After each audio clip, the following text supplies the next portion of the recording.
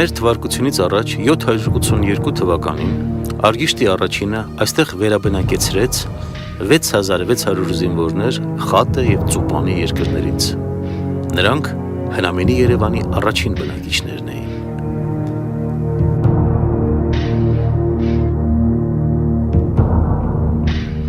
Քաղաքամրոցը կառուցված էր ժամանակի բոլոր պահանջներին համապատասխան։ Սրահների ու տաճարների պատերը ծածկված էին բարձրարվեստ որմնանկարներով, որոնց մեջ առավել ցայտուն էին կարմիր, կապույտ և դեղին գույներով նկարազարդված տեսարանները։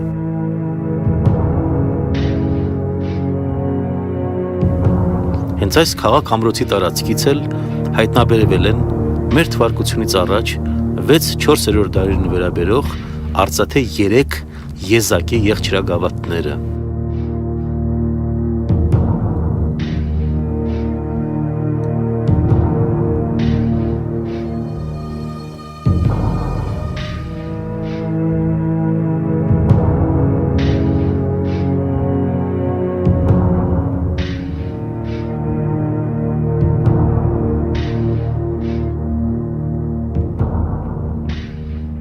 Քաղաքն ուներ լավ մշակված հատակագիծ և համալրված էր ջրահեռացման համակարգով։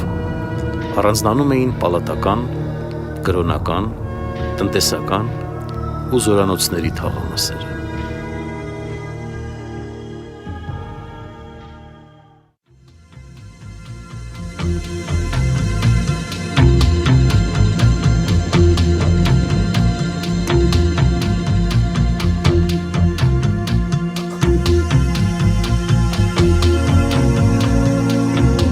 Արգիշտի առաջինի հաջորդը Սարդուրի երկրորդը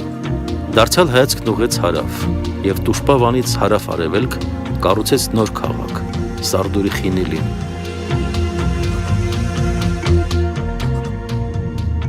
Այս տարածքը միջնադարի հայ պատմիչները հիշատակում են Հայկաբերդ, իսկ ժամանակակիցները Չավուշ թեփե անվամբ։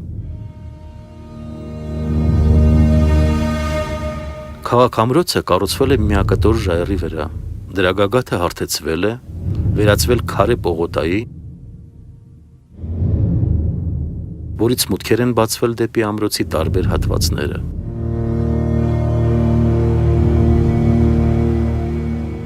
Հատկապես տպավորիչ են մառաններում տեղադրված և մոտավորապես 1000 լիտր տարողություն ունեցող հսկայական կարասները, որոնց մեջ քաղաքի բնակիչները գինի են պահել։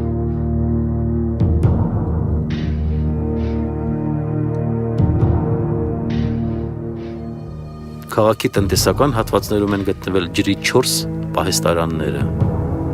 Զարմացնում են դրանց հսկայական չափերն ու մշակվածությունը։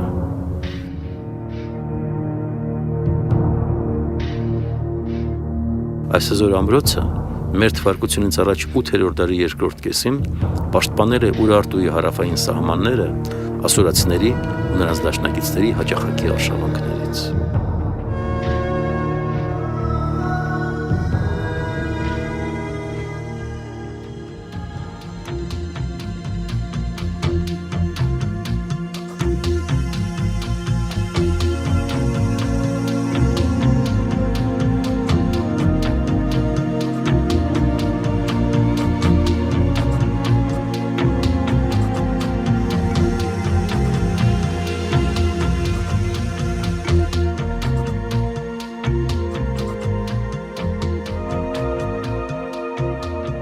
Մեր թվարկությունից առաջ 8-րդ դարում Ուրարտուի և Ասորստանի դիմակայության ժամանակ կարևոր դեր է խաղացել նաև Մալաթիայի տարածքը, քանի որ այստեղով էին անցնում ժամանակի առևտրական բանուկ ճանապարհները։ Այն մեկ անցնում էր Վանի տիրակալներին, մեկ հայտնվում ասորացիների ձեռքում։ Մեր թվարկությունից առաջ 8-րդ դարի առաջին կեսին այստեղ իշխում էր Սուլումելին, Վանի տիրակալ Սարդուրի երկրորդի դաշնակիցը։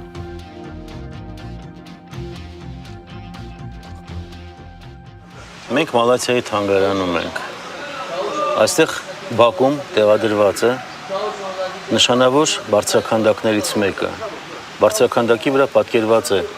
Մելիդի տիրակալ Սուլումելին, որն իշխել է 8-րդ դարում մեր թվարկությունից առաջ արարողության ժամանակ։ Սուլումելին զոհաբերվող խմիչք է լցնում ծիսականանոթի մեջ և արարողությունը նվիրված է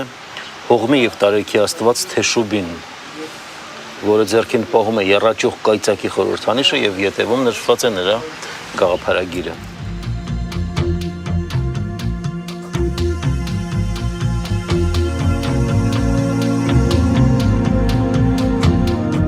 Մալաթիայից ուղղություն ենք վերցնում դեպի հյուսիս, դեպի Կառնո դաշտ։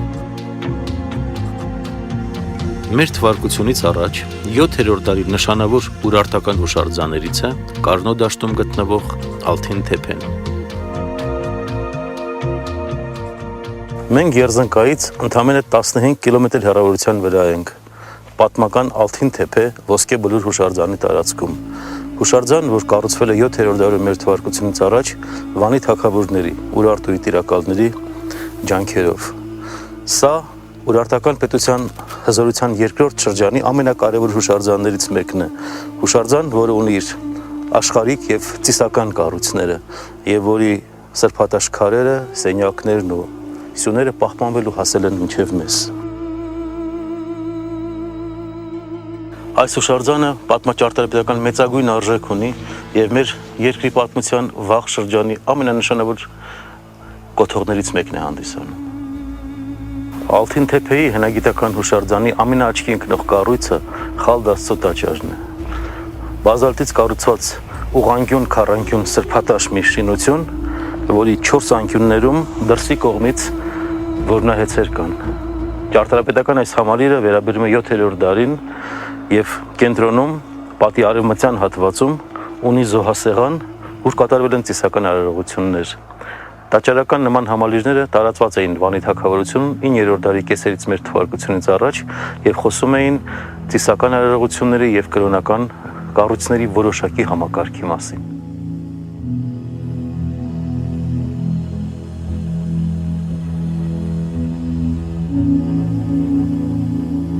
Սիփան լեռան դիմաց, Վանա լճի արևելյան ափին, բարձրադիր եւ գեղատեսիլ վայրում է գտնվում